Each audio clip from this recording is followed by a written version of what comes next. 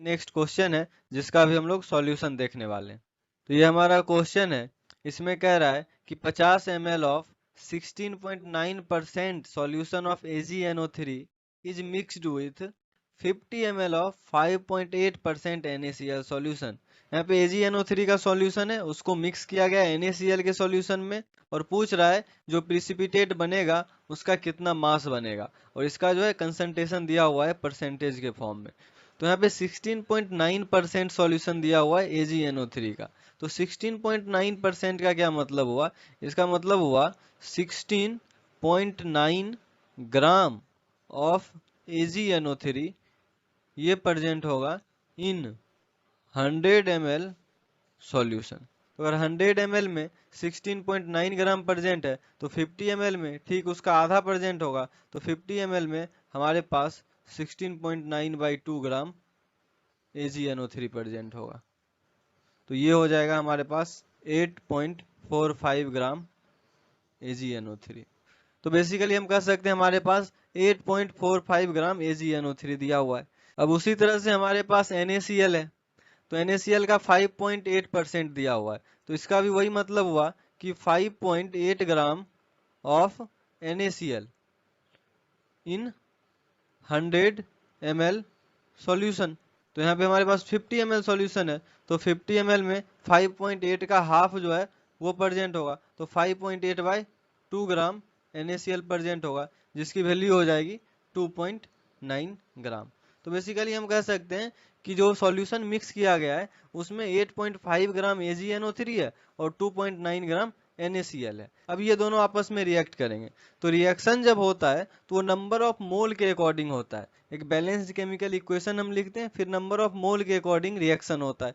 तो यहाँ पे हमें इन दोनों का नंबर ऑफ मोल फाइंड करना पड़ेगा, और नंबर ऑफ मोल का फॉर्मूला होता है कि given mass divided by molar mass.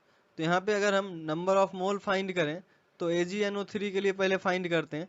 तो AgNO3 का नंबर ऑफ मोल्स क्या होगा?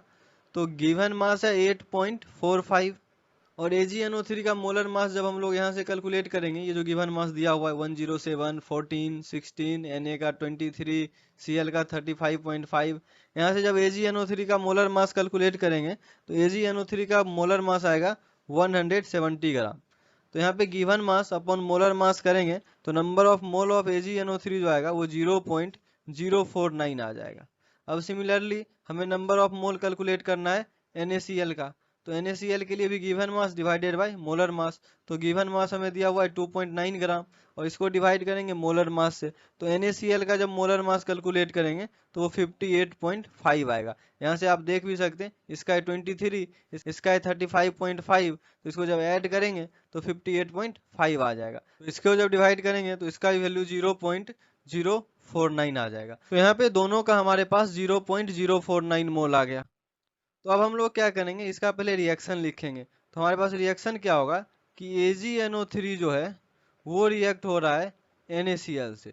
तो ये जब रिएक्ट होगा तो आयन एक्सचेंज रिएक्शन होगा, Ag के साथ Cl आ जाएगा और Na के साथ NO3। तो यहाँ हमारे पास बनेगा AgCl और साथ में NaNO3।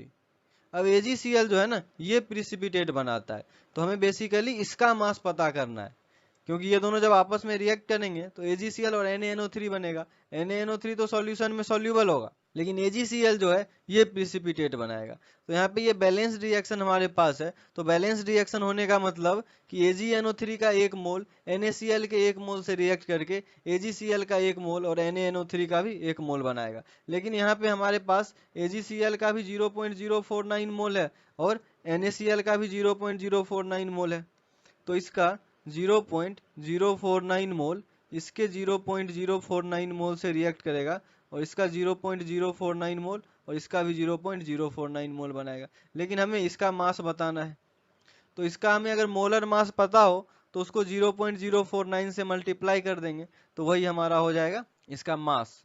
तो इसका मोलर मास कैसे निकालेंगे? तो AgCl का मोलर मास होगा Ag का मास प्लस Cl का मास, यानी कि 107.8 ये Ag का मास है, प्लस Cl का मास है 35.5, तो ये हो जाएगा 143.3। और AgCl का कितना मोल बन रहा है? 0.049। तो हमारे पास हो जाएगा मास ऑफ AgCl जो कि प्रिसिपिटेट हो रहा है, mass of AgCl formed is equals to number of mole formed multiplied by molar मास। तो इक्वल्स टू हो जाएगा 0.049 इंटू 143.3 जो कि 7.02 के इक्वल होगा, जो कि अप्रोक्सीमेटली 7 ग्राम हो जाएगा। तो हमारा ऑप्शन नंबर बी जो है वो करेक्ट आंसर है, जो कि 7 ग्राम है। तो होपफुली आपको समझ में आया होगा।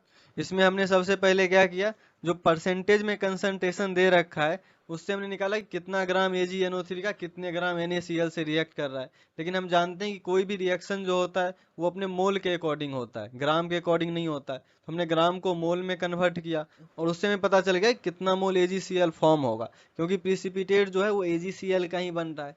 अब हमें पता चल गया कि कितना मोल AgCl का बन रहा है, तो उसे हमने मोलर मास से मल्टीप्लाई कर दिया, तो हमें मिल गया कि कितना ग्राम AgCl बन रहा है, और वही हमारा आंसर हो जाएगा। तो होपफुली आपको समझ में आया होगा। मिलते हैं नेक्स्ट क्वेश्चन में। Thank you.